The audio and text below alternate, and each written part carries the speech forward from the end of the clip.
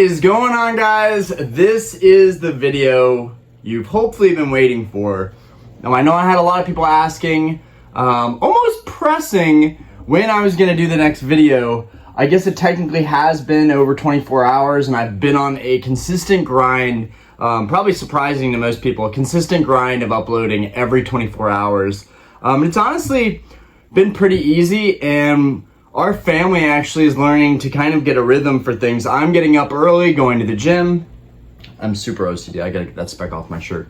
I've been getting up early, going to the gym, and now I'm getting back, and I was actually shocked. She told me to make a video and that they were getting groceries. So I was like, wow, this is a pleasant surprise. I can be loud, obnoxious, and I know I'm not missing any time away from them, even though I kind of did want to go grocery shopping with them. If you know, you know, grocery shopping with your significant other or your family, it's kind of an activity, right? It's kind of, you know, going out in public. It's kind of an activity.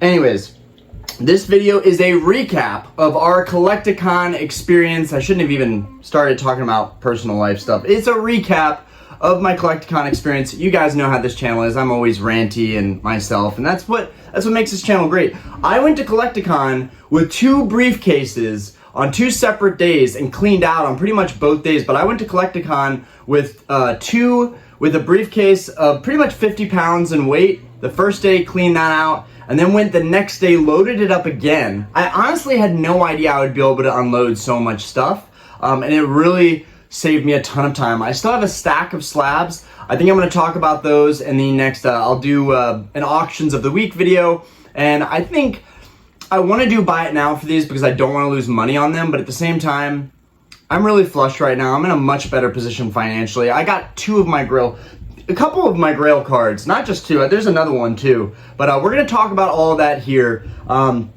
And you know, I know this is gonna continue on our Wednesday live. I expect a lot of people, we're gonna do a Q&A. I'm gonna try and have someone come on the live. I'm trying to get a couple people to come on the live, and it's just my work schedule and stuff coming up is always getting in the way, so I end up doing a Q&A. But I think for this Wednesday, a Q&A might actually be better. And I might have a buddy who was actually there with me the whole time at the convention, Chaos, Jay. I might have Jay with me on the live on Wednesday just because he can actually be there and kind of also share his point of view on what I was doing. But yeah, I'm thinking the Q&A for Wednesday would be good to do more of a discussion of what actually happened, and then it would allow you guys to actually ask me questions in real time and get answers on why I did certain trades and how I did certain trades, how I went about it. Okay, so I'm gonna give you guys a rundown. You guys already watched the video, which I tried to get so many different videos. It was honestly exhausting being there, trying to focus on meeting people, being in the present moment, trying to find the cards I wanted, and then also trying to capture content. I really didn't think I was gonna make the videos that I made. I know the audio was not the best, and I should have went in with a shirt mic. I should have prepared a little bit more for this Collecticon. That's something that I'll do for the next Collecticon, but I am damn proud of myself. I am damn proud of myself. I went in there not knowing what I was doing or what was going on, and I got a ton of content. I got a lot of good footage of stuff, and then I was even more proud that my wife surprised me, who I really did not expect Diana to show up, let alone with a kid, not knowing where you are, at a convention that you've never been to, at a building you've never been to. Shout out to Diana, because she was there and she had my back and she showed me support through her actions. I am a very, very lucky man. Not only did I go and enjoy this convention, but I had my significant other, my partner for life, basically there, having my back and helping me actually get some of the better content that I got. But because the next day, you know, yesterday's upload, everything was pretty much me selfie and trying to just get the best stuff that I could. So I hope you guys appreciate that, but let's go ahead and get into it. So first off, I got 2 of my Grail cards. I put them in the thumbnail because, yeah, flex. We've got the Beckett 9 Rayquaza. It's a little harder to see and appreciate the Rayquaza when it's in the Beckett slab, just because it is sleeved. I do like that though, because it is protected. One thing you'll notice about this Rayquaza is it has a Cosmos Hollow, and it has a Cosmos Hollow orb inside of its mouth. this is a big reason why I bought this card. You guys might not believe that, but it's honestly a big reason that I bought this card. The orb in Rayquaz's mouth literally looks like he's about to do like a hyper beam or something. This is honestly, I don't think anybody has anything like this. I honestly, I got this from Grogu Loves Cards. Big shout out to Pete for that one. Really hooked it up. I believe his name is Pete, but the vendor is Grogu Loves Cards. Honestly, that's what I would highly recommend. He was the only one even willing to budge. And honestly, I just like his funny, quirky personality. He was really great to work with. All of the vendors were great to work with. I didn't get the answers I wanted out of some of them, but that's not on them. They are businessmen. They are going to these conventions all year round. You know, they have to make deals happen. They have to get a better end of the deal.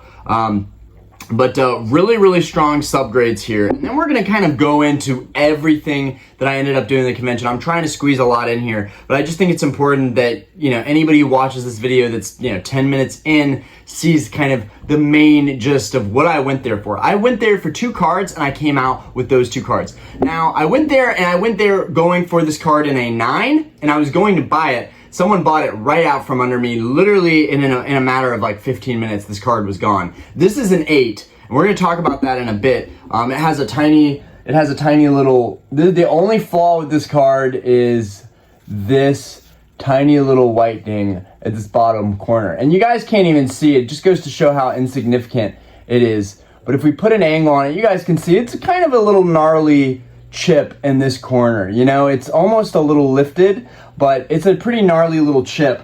Otherwise, the card is pretty much flawless. It's a really, really strong 8, and it has a swirl in it where you wouldn't expect. It actually has a swirl right here. I don't know if the camera is actually going to pick it up. I'm going to try and move this around here and see if the camera can pick up the swirl. But yeah, this card has an amazing holo, and it has a swirl right below him right here. So really incredible card. Definitely a grail that I didn't think I would have this early into my collecting journey. It's been about 3 years now, maybe 3 years and some change, but I really want to chalk it up to 3 years. And honestly, it's been even less for me collecting singles. I was collecting theme decks, right? I was collecting decks, making decks, playing with Diana and some of my friends when they were kind of into it. Nobody's really into it that I know now other than maybe like 3 or 4 people in this entire city. It's kind of a bummer. Charlotte didn't have as much as I planned, but okay, that's that guy. But let's talk about the subgrades here, because the subgrades are really important when it comes to Beckett. We got corners 9, surface 9, edges 9. I wish there was at least 2 9.5s, but the centering got a 9.5. And the centering is one of the most important factors when you're trying to get a better grade. The fact that the centering, they were willing to give it a 9.5, they couldn't give the centering a 10. If they gave the centering a 10, this grade honestly wouldn't make much sense. But so they gave the centering a 9.5, but that's very good because honestly, the other things are very subjective. This card is extremely clean, and honestly has only one ding that I can clearly see. I've been looking at it all night. It has one ding. Like, I don't even know if the camera can pick it. Yeah, you guys can see that it has one tiny little ding right there. That's it, and that honestly looks like it even could have been. Looks like it even could have been like a factory ding. Otherwise, you guys can see the card is extremely crisp. I don't like that it's in a sleeve because it kind of takes away from the shine a little bit.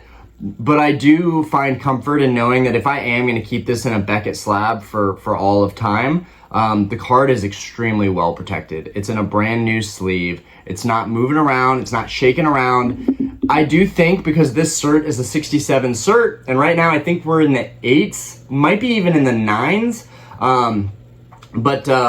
or maybe we're just in the 8s right now. But this is a 67 cert, so this card could have jumped around a little bit and maybe got a little bit of edge damage. I think that is what happened with this card. And at the end of the convention, I'll go into that. I was going to trade up on that card, but I walked out of that convention with a big stack of cash, which has since been deposited into my bank. So I'm in a much better place financially than I was before that convention. Like, I'm actually back on track now and I feel really, really good, but I'm kind of on a high of like making deals and negotiating. So let's just do a full recap here.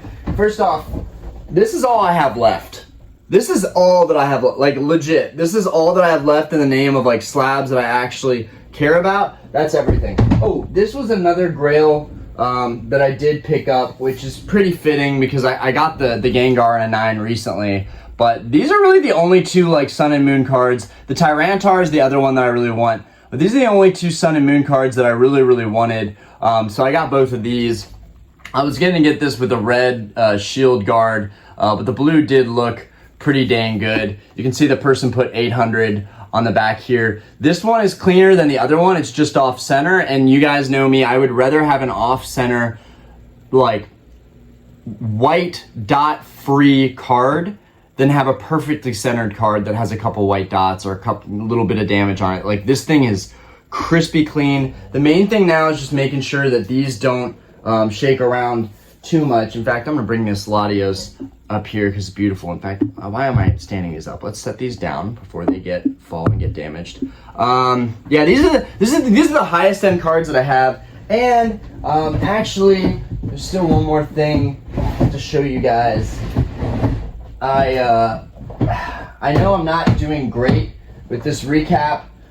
There's just so much to talk about. This recap could really take me a good bit of time to go through, but I did trade my Blastoise and my Venusaur first editions. It was a 5 and a 6, and they had creases in the corners. It was honestly, they were terrible purchases, and the fact that I even got like 80-90% value on those cards in the current market, I took an L on those cards, but honestly it was worth it because I ended up getting this card, which is extremely liquid and extremely quality of a card. Like, I can always get my equity back out. Now I have a smaller collection, but it's much easier for me to get my equity, and I kind of can look at it as a part of my net worth, even though I know a lot of people collecting probably don't think of cards as their net worth, but I certainly do because I have a good bit invested and hinged on these things. But I honestly think between the Rayquaza, the Skyarch Charizard, the Latios, and the PSA 10 Umbreon that I got back from Evolving Skies, and then I still kept one of the Charizards,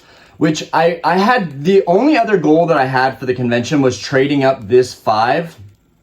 My other 5 that I traded to Grogu, he was super dope on that trade. Like, he was amazing on that trade. He gave me 4,500 of value on that trade. I had $4,000 in that card. So I made out on that card. Now, you also have tax accounted in that card too, but I paid $4,000 when I won the auction on that card. And the back wasn't nearly like this. This is a clean 5. You know, we've got some whitening right here. We've got a little bit of edge wear right here, but this is a really clean 5 overall. I have a sticker over the top, but the top's actually cleaner than the bottom is. But this is a super clean 5. My other 5 was like a 4, and I got $4,500 in comped value on trade-in on that card. And then everything else was pretty much in line.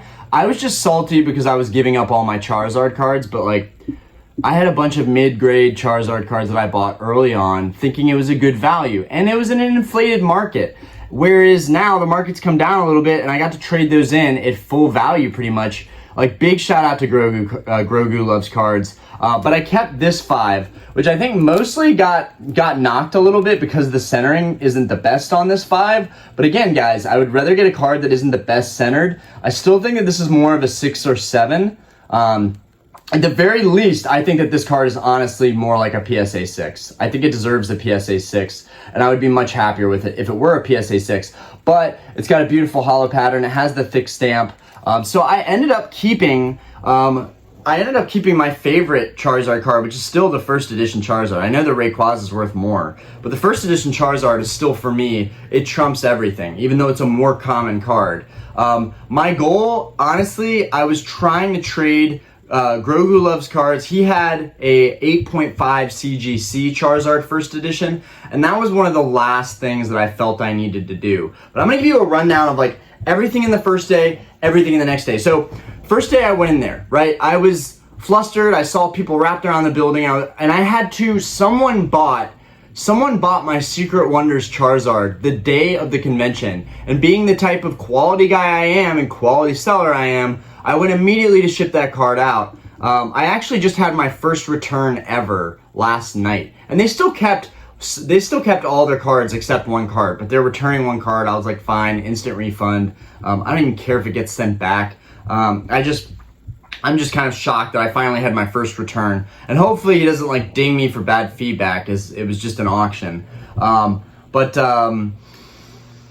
I had to ship out a card that morning, and I went to the USPS, and then they wouldn't open till 9:30, and I got there at 9, so I sat there eating my McDonald's, kind of processing, but I was like itching to get to the convention, and in some ways, me shipping out that card on time Saturday morning is, I believe, part of the reason that I was not able to get the Skyridge PSA 9. So now I know for next year's convention, I am not shipping anything out the day of the convention. And my friend even told me, he was like, dude, don't do that. Like, make them wait till Monday. Don't do that. Just come straight to the convention. And if I had, I may have had that PSA 9 Charizard. Now, it's okay. It's okay because I still have the 8, and I can still trade up with the 8. And honestly, I really, really like this card, and I only put $8.50 towards it. But I got there.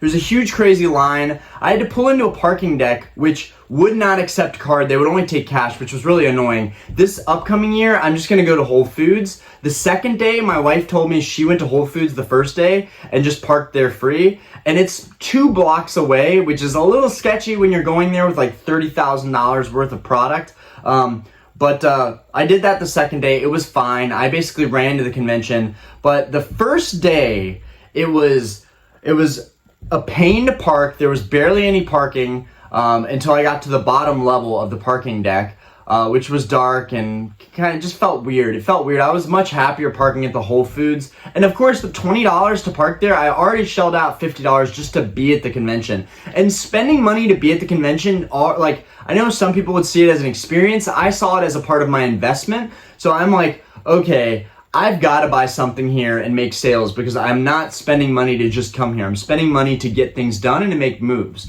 Let's just be fully transparent here. That's what I was there to do. I did not think that I was going to get the Rayquaza, and let alone another crystal to go with that. I would have been happy to just have the Rayquaza. And honestly, I spent way too much time trying to haggle on this deal. Shout out to Patrick for working with me on this. I wish I would have gotten a slightly better deal on it because I do think that the market on these is about to come down. But hey, I got the Latios. Like, this was such a hype card recently. Chaos was telling me 10 or bust, but like, dude, I'm happy with the 9s. Like, I'm not going to be that picky. Like, my channel can grow to a point where it will maybe allow me, with a little more ad revenue to maybe swap up and get the nicer versions. But like, I paid market price, and I didn't pay much. I put 240 into this one, and then I did trade value on a bunch of like PSA 8 slabs that were worth like 30 to 50 bucks, maybe even less than that. I think I did really good all across the board. But okay, I went to the line, I walked all the way around the line. I actually made some friends immediately, which was really dope because, and the first question they asked me was like, so what are you coming in here with? And I was thinking in my head, I know someone's gonna ask what's in the briefcase, but I was really hesitant to be like, oh, I've just got like my most valuable stuff all in this briefcase. Like, here's $30,000 sitting in my briefcase, like, which is nothing. When you go into the convention and see the booths that some of these cats have, it's insane, guys. And I've showed you there's plenty of footage, but there's stuff that I didn't catch that was just like, crystal, gold star. Now, they were all really, really crazily priced. That's another thing, like, okay, I'm trying to stay on task here and kind of go chronologically. All right, so, but everything was way overpriced. There were not deals to be had. I was actually one of the lucky ones that all the vendors were really buying up product. I expected them to all be like cash poor and selling product mainly and doing trades that really, really only benefited them. But everything was pretty fair all the way around. But okay, so I got in there. It took an hour, maybe an hour and a half just to get into the convention. So I got in the convention, I feel like around like 11:30 or 12. And so at this point, there's already like 5 hours left in the convention. Or like maybe I got in earlier than that. Okay, but 6 hours left in the convention. Guys, 6 hours is not enough time to make all the deals and make all the plays when you've got a briefcase that is 50 pounds. Now, next year, I may take all of my first edition cards out of my other briefcase because I have 2 big briefcases. What I'm going to do is I'm going to take all my first edition base set cards that are graded out of my briefcase. I'm going to stack them all up on the table, and then I'm going to make room to put a bunch of singles. And And that way I'm gonna go in with 2 freaking briefcases. Honestly, it's not sketchy. Once you get in the convention, there's security, there's cameras. Like, you're fine as long as you're keeping it very close to you, you're fine. I didn't see any sketchy thing happen. I didn't hear about any sketchy thing happen. I could have easily gone in with 2 briefcases. If I had someone recording me, I would have literally had just as much or more than some of the vendors just in 2 briefcases without having to pay a vendor table fee. And a lot of the vendors were really cool, had extra table space, and you could plop on all of your stuff for them to look at.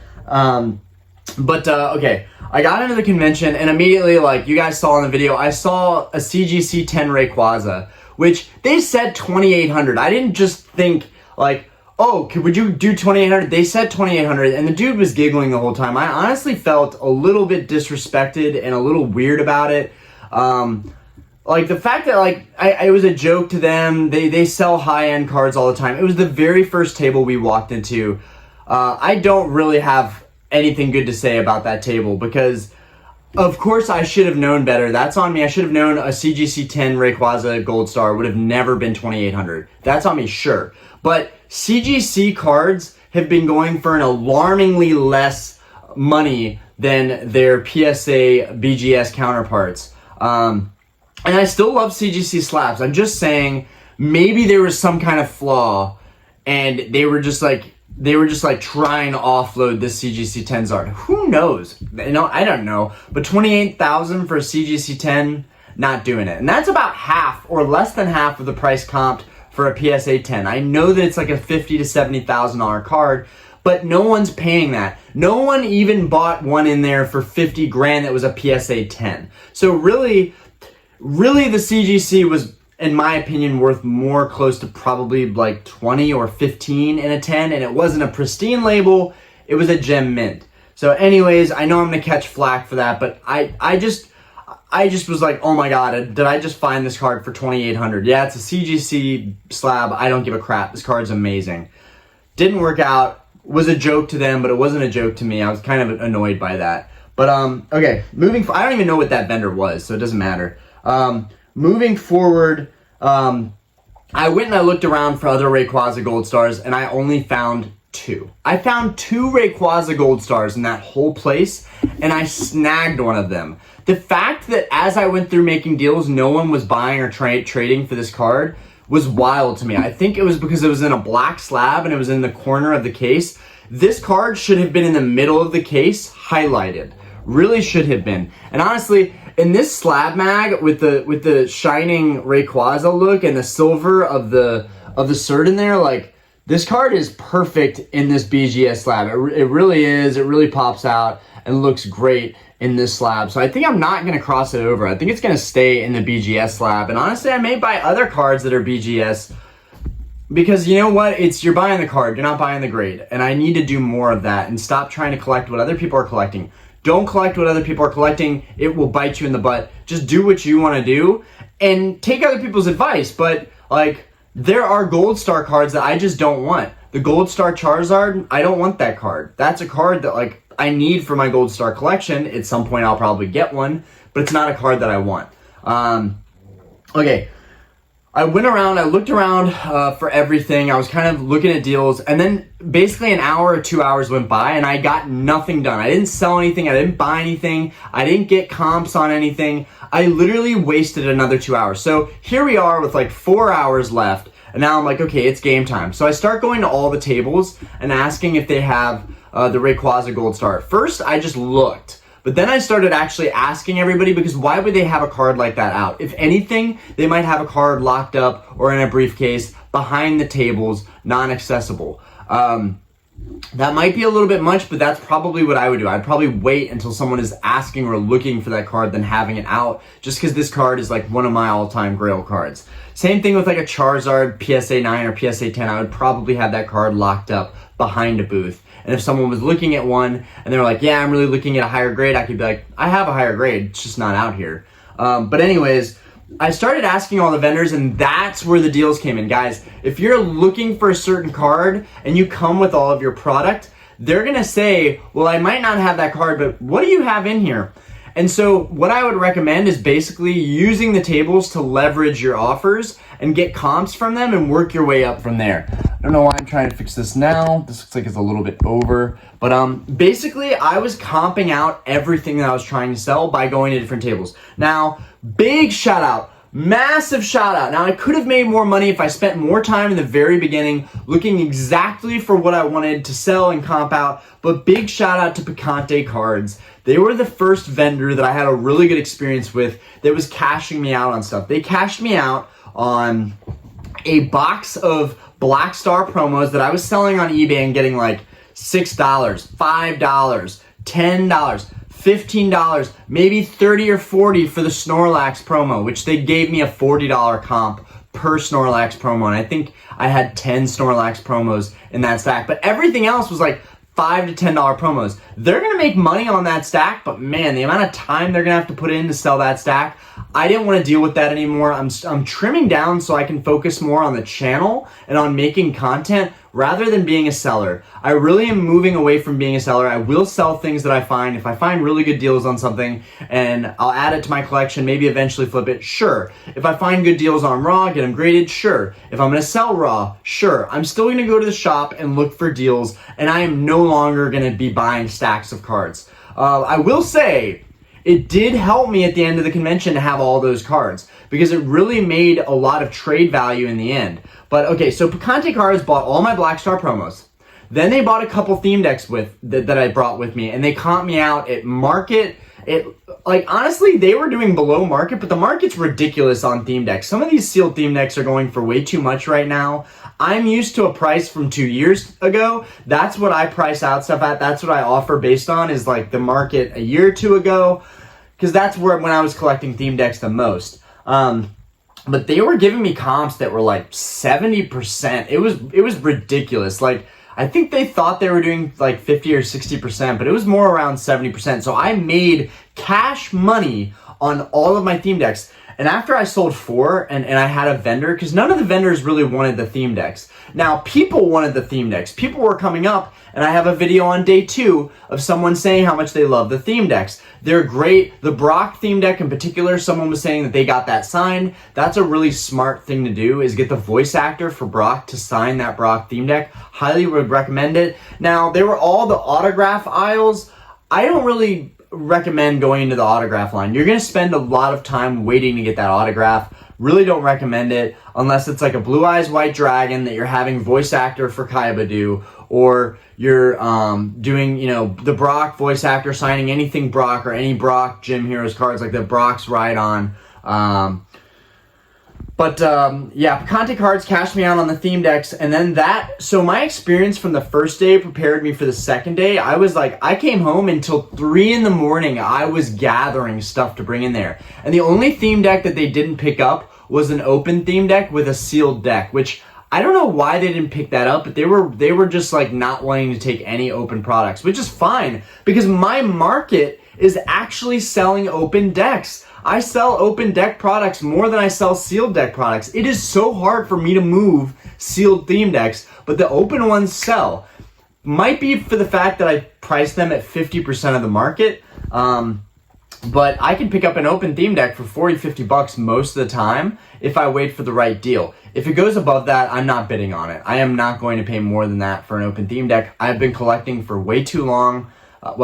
I haven't been collecting for that long, but I've been collecting for long enough to know what I'm going to price in at. That's something you learn as you go into collecting. Now, I did not bring any of my favorite theme decks. I only brought theme decks that I wanted to get rid of, that I had duplicates of, or that had flaws. So all those theme decks for all that time that I was collecting and accumulating really paid back in the end because I was able to cash out on them immediately. And honestly, that's a market that I will continue to stay into and continue to invest in, even though a lot of people don't want it. A lot of vendors don't want to buy theme decks. That's not what they want. That's fine. That's my thing. I may have a table at some time in the future that is just theme decks. That would probably be my table because that's the thing that I love the most. I kept all of my Legendary Collection theme decks. I kept all of my base set theme decks. I didn't sell a single base set theme deck. I love those decks, and I think there's a lot of good value there. So I kept all of those. I want to see, did I sell? No, I didn't sell a single... Yeah, I didn't sell a single base set theme deck. And I also didn't sell any of the really popular gym challenge decks. I kept my Sabrina decks and I kept my Blaine decks. Guys, stop. My wife just got home, so the dogs are gonna bark here. Just bear with me. Okay, so guys, hush. She's coming in soon. She's going to come in the house soon. Just relax. Oh man. Guys, I'm sorry. I have to walk out and actually open up the door so our dogs stop barking. I'll be right back. Oh my god. Oh my god, guys. Can you be quiet? She's here. She's right there. Chill. Chill. They're barking. I gotta let them out. Hey, okay. I'm back. Sorry. Hate to waste anybody's time, and also may be able to edit that out of the video, but you guys know I never edit my videos. Okay, so I get in there, I'm making deals with Picante, I unloaded the promos, I unloaded the theme decks, and then I went over to Grogu. I went over to that table like 5 or 6 times, periodically trying to figure out if we could work something out. I should have taken his original offer because his original offer was all of my stuff plus 500. What I noticed is it's like that saying, the first offer you get is likely the best offer. Now, as far as the vendor comps on selling my stuff to them, it was never the case. I had to leverage all my offers and work that whole place several times to get the best offer possible. But when it comes to actually trading into stuff, the best offers I was offered was right on the rip. I ended up paying another $500 for this card because I didn't accept a deal early on. I traded my first edition 5, my Shadowless 6, which was actually a really nice 6, but it had a scratch on it, so I think it was lucky that it got a 6. My Beckett, which was my first ever graded Beckett Charizard 5. That was a $370 card. I think it was $80 to get it graded, which I screwed up on that, but I was able to recoup $500 back out of it in this trade. And that was a 5, and it was a rough 5. It was really a 4. All these cards were, they were rough, guys. They were rough. Like Pete hooked it up. He did, and I think I was salty because there was a lot of Charizards, but like even Jay was with me, and he was like, dude, like you gotta do this. Like this makes sense. Like I think he's being fair, and I don't think he was pushing me into making that offer. Like, and also shout out to you because you're a homie. The people that were with me during that convention, most of the convention, big shout out to you. Like I made a lot of friends. I had a lot of people come up to me. That was really cool. I think about a dozen people came up to me at that convention, maybe more. And then I went up to all of the content creators. Ruxin was a content creator that I did not get on camera. They got me on camera actually saying how appreciative I was of seeing them as content creators. These content creators inspired me, right? I don't watch Ruxin's content, but occasionally I will watch his videos because I also do like Yu-Gi-Oh!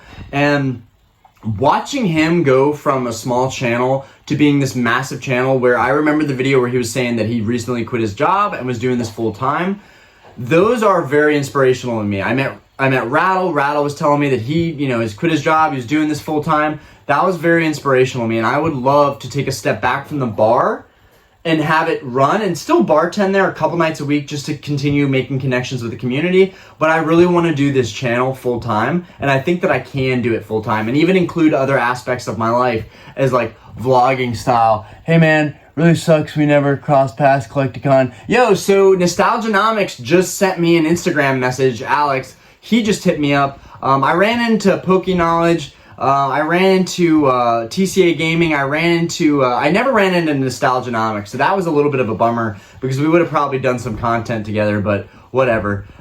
He is actually the first Pokemon YouTuber to bring me on to a live.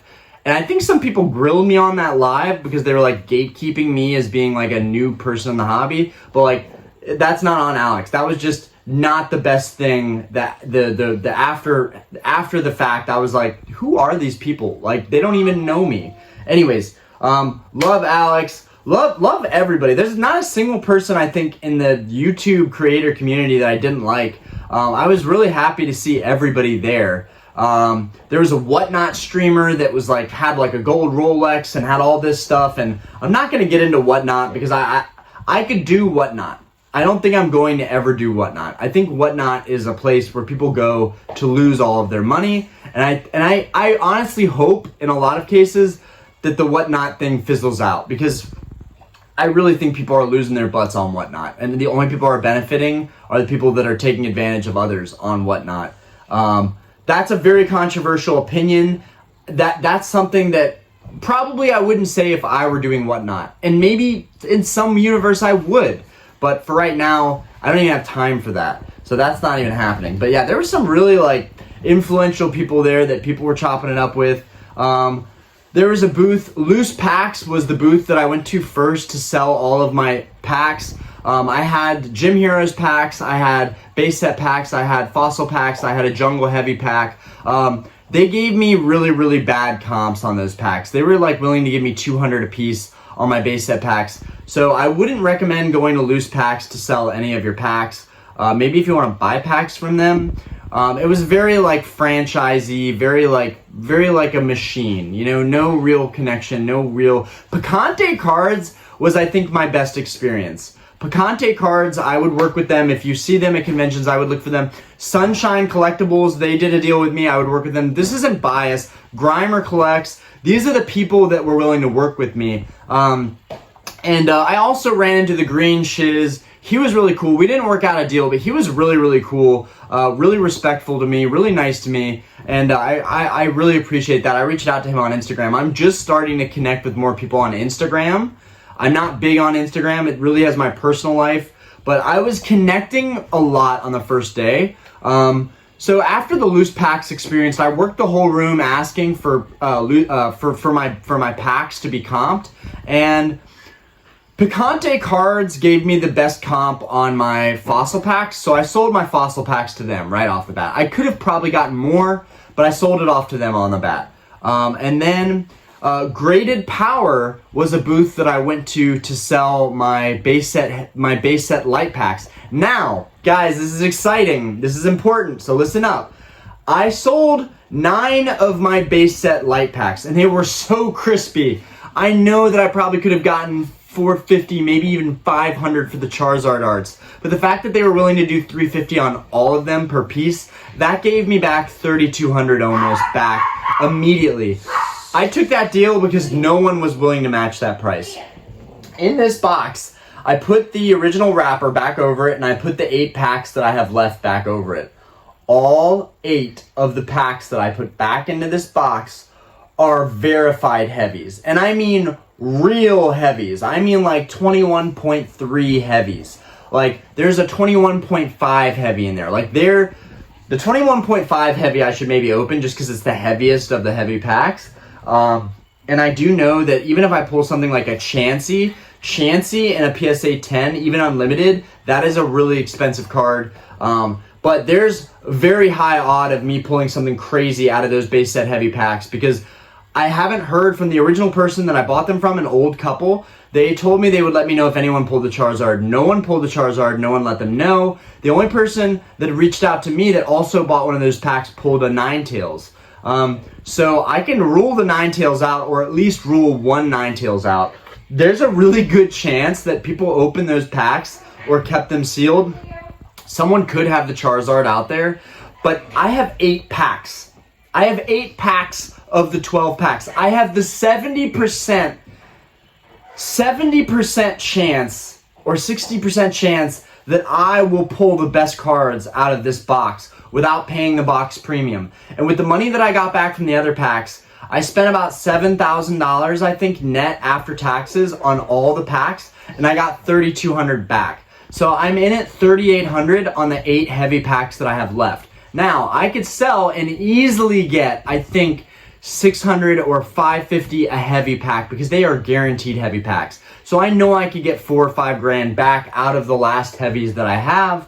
But I think I'm going to open them up for the channel. And I think it would be wise to at least try, because if I open one and it's a Charizard, I will probably just sell all the rest of them and get that one Charizard graded as an experience and recoup my funds, just because I think it's the smart thing to do. Now, with the channel growing rapidly at the pace it's growing now, it's safe to say that I could also just keep them and open them up for the channel to give back to you guys and give you a fun experience. As risky as it is, and as much as it probably is a loss on value. Because if you get 9s on a lot of those cards, you're screwed. other than the Charizard, Venusaur, and Blastoise, you're screwed if you get 9s on those cards. I will say, I do want to complete an unlimited 16 set, and maybe even someday the whole unlimited set. I also want to do this with the Shadowless set, but I kind of screwed myself over because I sold all of my Shadowless cards. Eventually, I would like to have first edition, Shadowless, and unlimited, all 16 of the holos complete. The first edition I want to have a master set of, but I have a long way to go with that, because now I have to rebuy the Venusaur and the Blastoise in 9s, which are much better grades than what I had, so that's a smart move. And most of the other 5s and 6s and 7s aren't that bad, so I think I might just keep those how they are and just replace the big 3. Anyways, moving on. So I got some packs off of Picante. Graded Power. The reason Graded Power is important is because I've actually gone back and forth with this company. Graded Power is the company, and the only company in the whole industry, that makes these acrylic theme deck cases and makes them with really, really quality materials. These theme decks are made with magnets instead of like a cardboard material. They're made with magnets. Oh, people are calling me. I'm supposed to have like a phone call with like the people in the city that collect, but I'm making this a video. This video is going to take a long time to upload, but I think it's going to be well worth it. I think people are really going to enjoy this recap. So I went to Graded Power, and I told them how I had actually been the person trying to buy all of their acrylic cases. Right now, they were out of stock the last time, but I told them if you bring these to conventions, people will buy them to protect their theme decks. Anyways, I told those guys that I bought a lot of products from them, and that I would like to buy stuff in the future, and they gave me the best deal on the base set packs. They didn't want to buy my Gym Heroes packs, but it was fine. They were just at the end of I sold them those too late. I was trying to sell the Gym Heroes the next day because I didn't focus on them enough the first day. But okay, so I sold them. Then I went back after I sold the packs. I went back and got this. This was really all I got accomplished on the first day, and then I unloaded. I sold for cash a bunch of slabs, and I have, and this isn't all of them. This isn't all of them, but I have basically this many total of slabs left, of like random slabs. And I do want to show you guys this just because I think it's really cool. So remember I said Lance, I meant Leon. I got my Leon Charizards graded, and they came back as like a pair of 9.5s. Well, look how cool it goes with this box. This Crown Zenith box is literally perfect. So now when I'm selling cards, I'm just going to keep all of my slabs stacked in here and just have these Charizards right here, because it's just a really cool duet artwork. This is like one of those little things where it's not worth anything, but I still think it's really cool to share with you guys. And I think they look really cool together, and it just fits well with this box. If this is something you're interested in, reach out to me. I might be able to sell you one of these display boxes. I do have one other. I didn't see them pop up after the ones that I took, but I do have one other that has a GameStop sticker. I want to keep the one that doesn't have a sticker on it, but if someone's interested and want to do something similar with the Leon Charizards and like set it up as a display, reach out to me on Instagram. Maybe we can work something out and I can ship one of these out to you for like dirt cheap. Okay, moving forward, yeah, I just think that that's really, really neat and a great way now to store my slabs before sale. I could have sold all of my Cosmic Eclipse and Sun and Moon cards. So over here, I really actually had so many more singles to sell. I actually did have a lot more singles, but these are all for set completion down the road, whereas all the other singles that I sold really weren't for sets at all. So I think it's smart to hold on to this stuff, because when I want to go around to complete these sets, I'm going to need these cards. But I have decided I will be selling and unloading all of my XY black white full arts. I know I was really into those for a little bit, but it's not truly who I am. And most of them are duplicates. And it's like, I definitely don't need duplicates. I have all of the XY black white full arts that I love on the back wall displayed. But for the most part, I'm going to be selling all of my duplicates. So my collection's really just continuing to slim down. Still have all my theme decks, still have all my boxes, still have a great background. So and I still have a ton of modern sealed product. Speaking of which, I do think I will give you guys a little treat. I was able to go back into the store and they restocked these, but they sold out and there was 2 left. I grabbed 2 more. So I think I will open up one of these for you guys, and we can kind of have a fun little modern opening experience. But and man, those things are perfect to take to the convention. They're big, they're bulky, but if you can fit those in a suitcase and take those, that is something really smart to take in the year following or the year following that, where those packs are gonna be like 10, 15 a pack, and I paid 40 bucks for that box of 14. There were some insane deals. Picante Cards had stack of 36 packs for 80 bucks, basically 80 bucks for Astral Radiance booster box worth. But, you know, obviously it's different than the sealed booster box, but very, very similar value there. So there were some sweet modern deals to find. I saw a lot of crazy alt art deals right here. Where is it? Saw a lot of crazy alt art deals. So those are some other cards that I did end up keeping. I kept my War Turtle error stamp cards with the double stamps. I kept all these because no one was willing to pay me even near what I wanted for them. I think that's a really rare error that no one has. I sold all my War Turtle stamp cards, but no one has a double stamp error. So that's something that I think I'm gonna get graded soon because I genuinely love those cards. But I did pick up alt arts. I picked up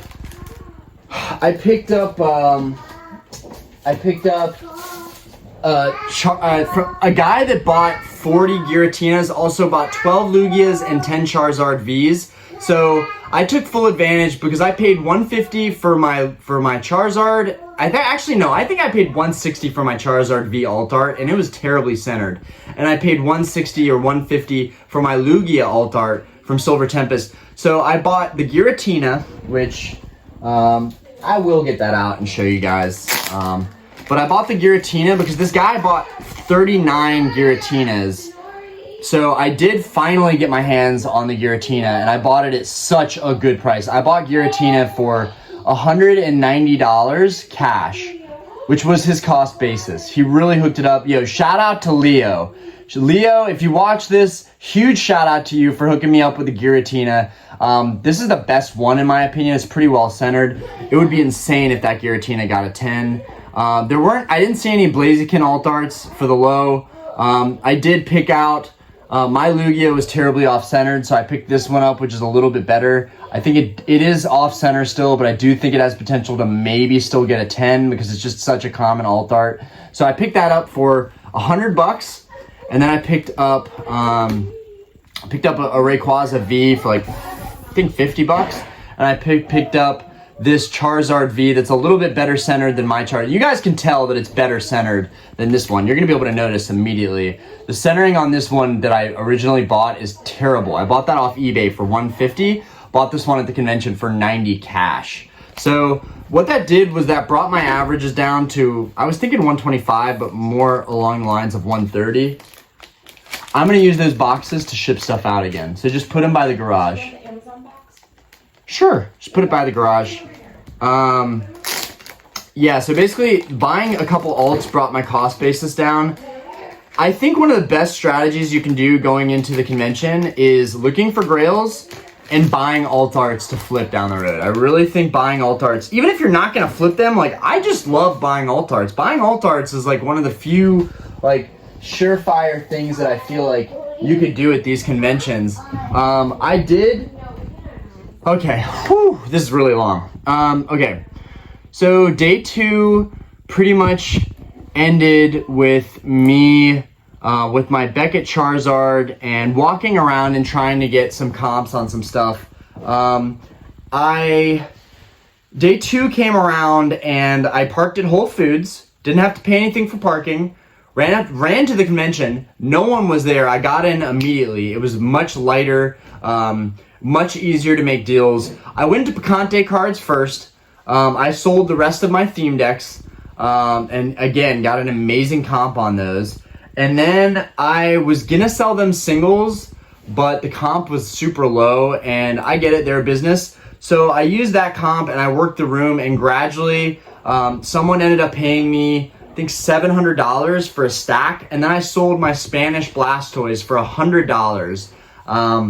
But I made out really well during the convention. I got rid of everything. And I think this also goes to show that there is a place for buying random singles. There is a place for that. Vendors need them. So, it's much harder for them to give you comps on like big ticket cards that they don't really feel like they can move, but they move singles. One thing I learned at the convention, one of the biggest takeaways in this video, if you're still watching, this is the biggest takeaway of this whole video. Raw singles are what vendors want. They will buy your graded, but think about how much space graded takes up. Guys, at this point, most of us, other than personal collection, should be throwing out the idea of grading cards. It is pointless when it comes to these conventions. You can carry, I brought 2 acrylic boxes of WotC hollows, and I netted way more on those WotC hollows than I would have if they were slabbed. If they were slabbed, 1, I wouldn't have been able to fit them, and 2, no one would have been able to pay a price that I wanted because of the grading costs involved. But because they weren't involved, I was able to get a comp of $3,050 on all of my WotC hollows. Now, granted, there was some good stuff in there. There were shadowless cards in there. That were worth good money, worth like 50 a piece. But at the end of the day, I don't think that those blocks of cards were honestly worth what they were willing to trade value me for. Do I know that I could have sold them for more? Do I know that they'll sell them for way more? Absolutely. But the amount of time you have to put in to sell 250 singles, crazy. So day 2, I was selling some singles, and then I went back to Sunshine Cards.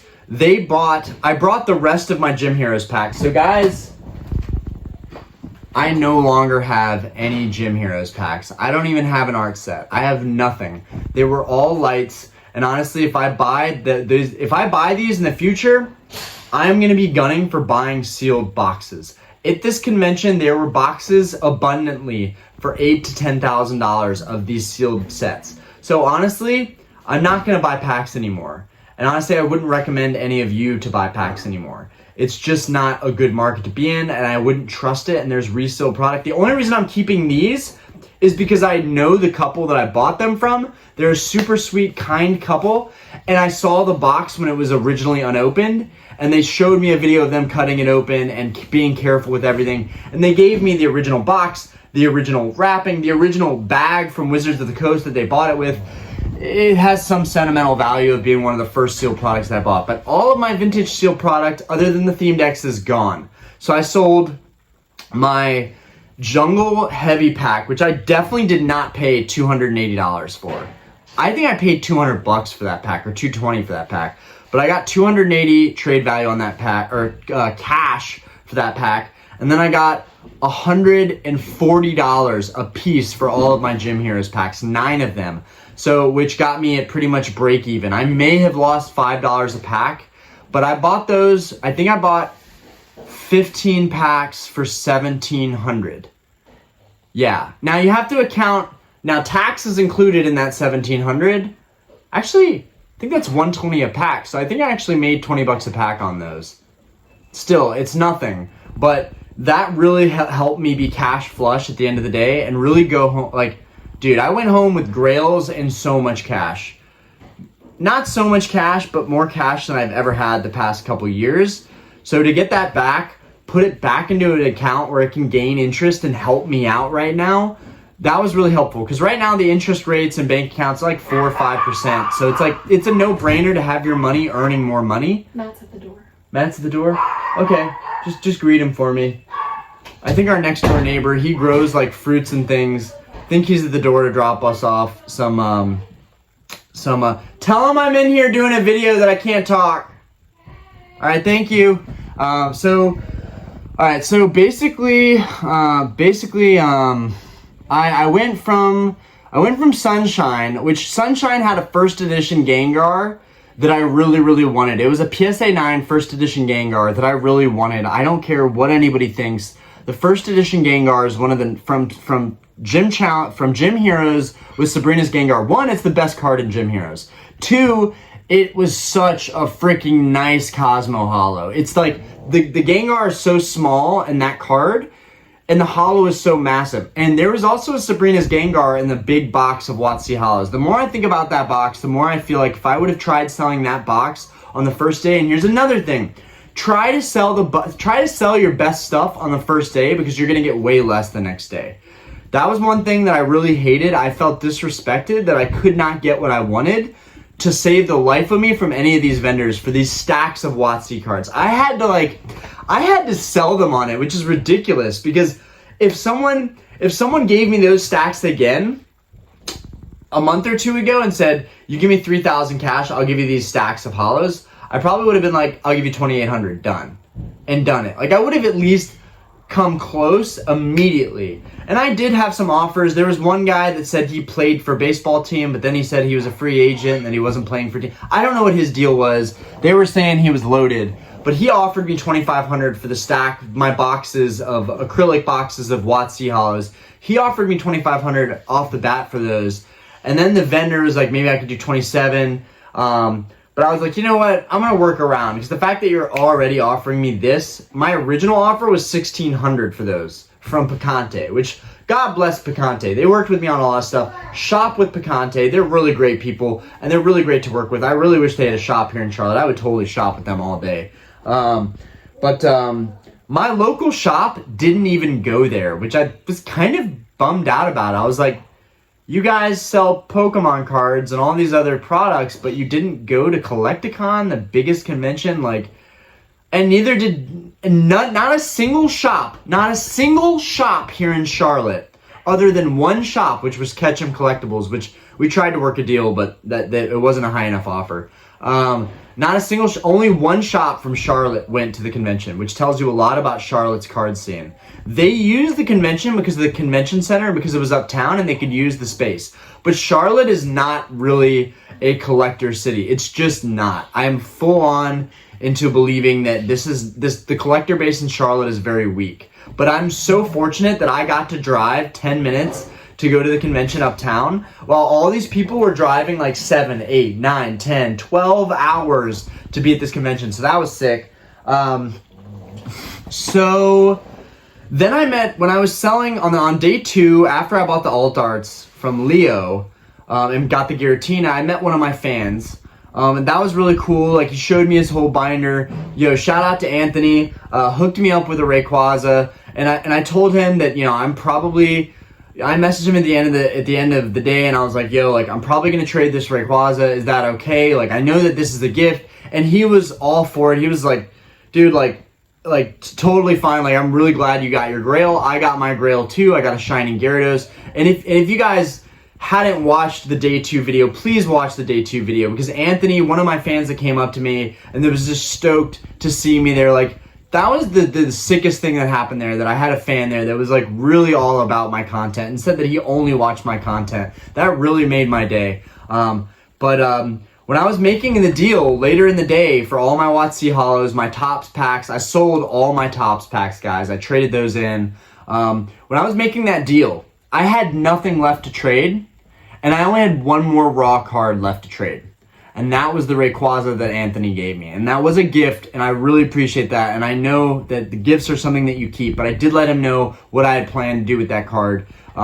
Anthony, this happened. You contributed to this card. This card probably might have not happened at all. I mean, I would have had to spend more cash money on this card. But in terms of a trade, they wanted that Rayquaza, and this card happened because of that card. So thank you, Anthony, for contributing to one of my Grail cards. I know you watch this channel a lot. I think that you're going to end up watching this video, and if you do, big shout out to Anthony, guys, for helping me acquire one of my Grail cards. Big shout out.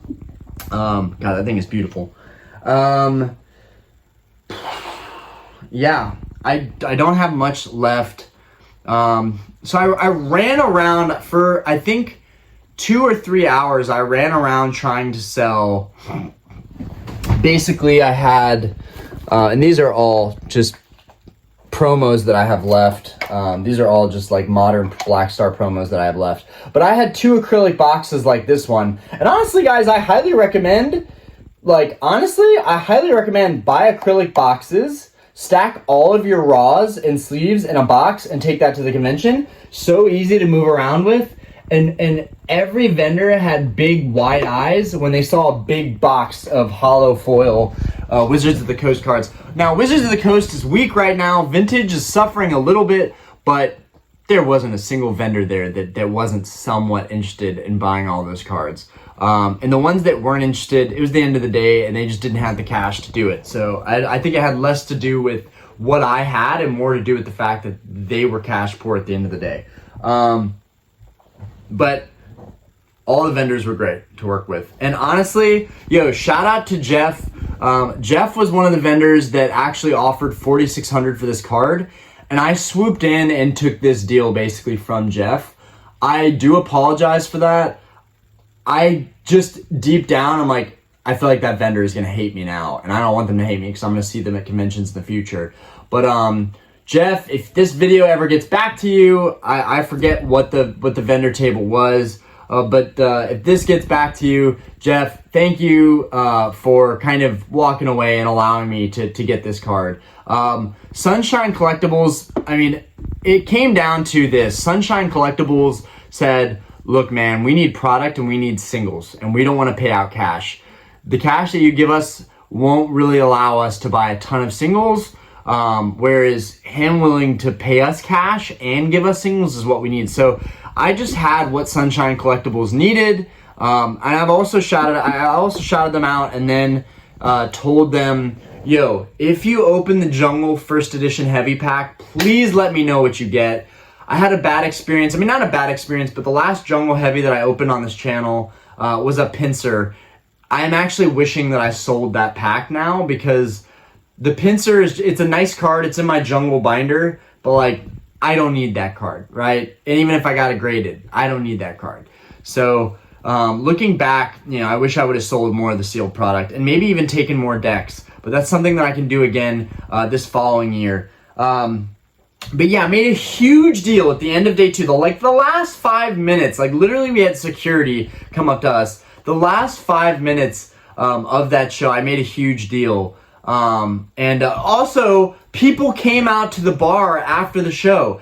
We actually had people come out to the bar after the show, so that was really, really cool. Thank you guys for those of you that did come out. I'm hoping that Starlight on 22nd can be a place where vendors meet up, hang out, do trades. A lot of people were doing the after party at the hotel, but honestly, I think that the bar is going to be a better place for people to meet up. And the fact that I'm going to say, like, vendors can just set all their tables up at the bar, vend for free, not pay any fees, just come in, trade, drink, watch a live show. It was pretty dope. But, and I tried to get a Crystal Loogie at the end of the day. Shout out to a Collectible Power. He was trying to work with me on a Crystal Lugia, but he wanted too much for it. I offered $2,500. And I'm already bidding on a PSA 9 now, so I'm going to try and go after that. But he congratulated me this morning on picking up the Grail. No one could believe that I was able to pick this card up by trading WotC bulk hollows. Like, no one was willing to believe that I could make this happen. So I'm really, really happy. Like, this card is absolutely stunning. Even with the ding at the bottom of it, it's absolutely stunning. Love it. But yeah, no one was willing to believe that I was going to end up with a Crystal Charizard. And the fact that someone was willing to offer $4,600 cash on this, cash from a vendor, like not a single person, a vendor offering $4,600 cash on that, I know that I at the very least could sell this today for $4,600 cash. So that feels really good to be validated. That's one thing that the convention is good for, is it gives you better real-time comps on what people are willing to pay for stuff. And then let's go over some stuff that I still have. I still have a lot of the CGC mid-grade hollows. I'm thinking of keeping most of these. Like, I honestly really like the CGC slabs, but I still have like a sequential set here. We have a 6.5, a 6, a 5.5, a 4.5. So I actually think this is kind of cool, and I might keep sending Charizards. If I can find them raw, I might keep sending them to CGC just to continue that little sequence. We got our special delivery, which no one wanted, but like, I love this card. I think it's such a cool Charizard. This one that I did a trade with my buddy, we got a CGC 9 on this guy, which That's Champion's Path. That's a sick Zard. And then I bought this one not too long ago for 90 bucks. And one of the vendors wanted this card, but I just decided I'm going to keep this. So I have those. Yeah, this is like literally everything that I have that's like of value to me. Other than like my alt arts and stuff. And then I've got a stack of slabs here that I'm going to sell. But we still have the Groudon Gold Star. We still have the Legendary Dogs Gold Stars. I still have my Pikachu. Actually, doesn't really show the Pikachu. There we go. We got Pikachu in the frame now. I still have my Gold Star Pikachu. Comps for that were looking around 2,500, so that was cool.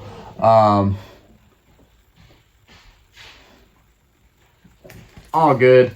Someone that I just met in the line on the first day just reached out and said, "I'm sorry we weren't able to make it to your bar." I think that was pretty cool. But I wanted to sell these, but Jay Chaos Collector, he talked me out of it while we were there. But these are my Shinings. I want to put the Mew actually in front because I think the Mew is probably my favorite one of these. But I got 7 9s and an 8 Noctowl. But these are my Shining Neo cards. So I'm still kind of working on Shinings, Gold Stars, Crystals. Those are kind of my main thing. I do have my Crystal Nidoking still.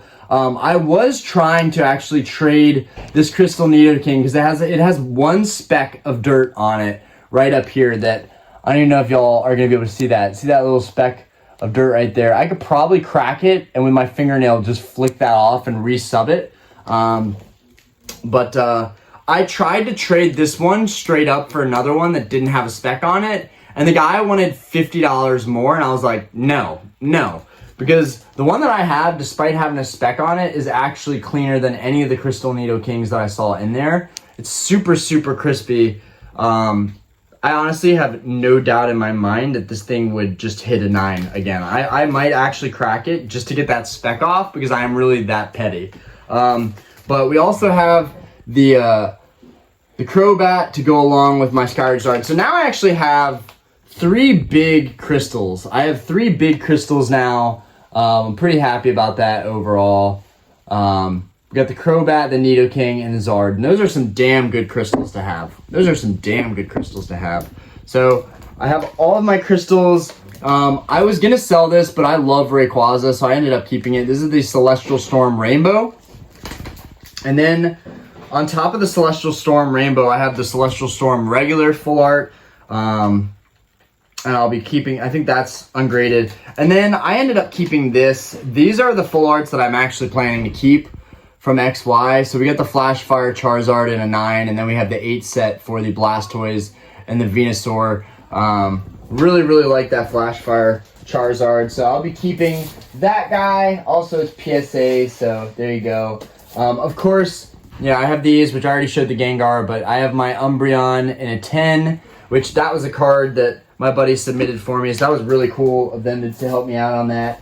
And then this is all that I have left that I want to keep, which you guys might say like, dude, why? The grades are low. First off, 8.5 is actually a pretty sick grade on this card, and the actual Cosmo Hollow effect on this card is beautiful. This Groudon is like so me. Like this is a card that I personally just really, really like and wanted to get slabbed and protected so that it wasn't raw anymore. So I'm totally okay that this got an 8.5. It's a really badass art.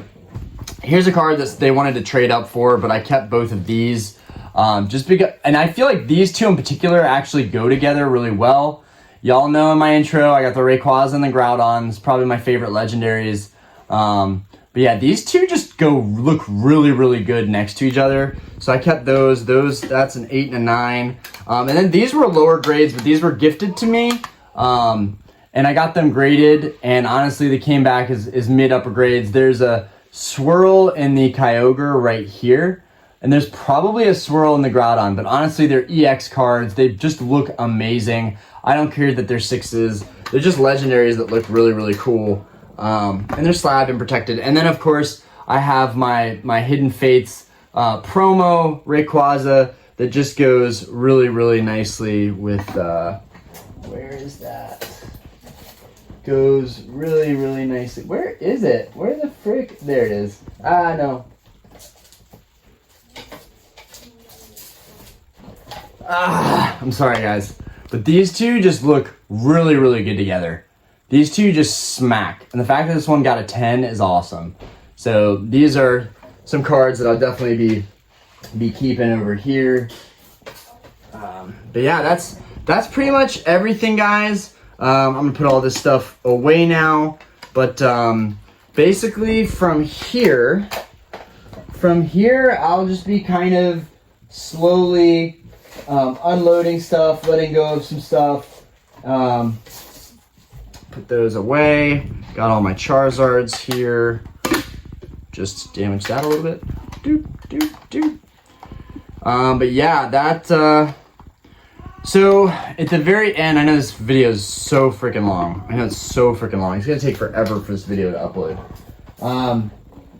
At the end of the convention with this Charizard, and I'm kind of wishing I did it now because I'm really, really OCD about the ding at the bottom of the corner. Like it's very, very slight, but the damage, like, I don't know if you guys can see it, but it's very, very slight, but you guys should be able to see the light reflect off it. You can see how it, like, it looks like it was just dropped on that corner. Like, it looked like it was just, like, a little bit dropped on that corner. It doesn't show much whitening, but when the light's on it, you can see that it, like, kind of got smushed a little bit on that corner.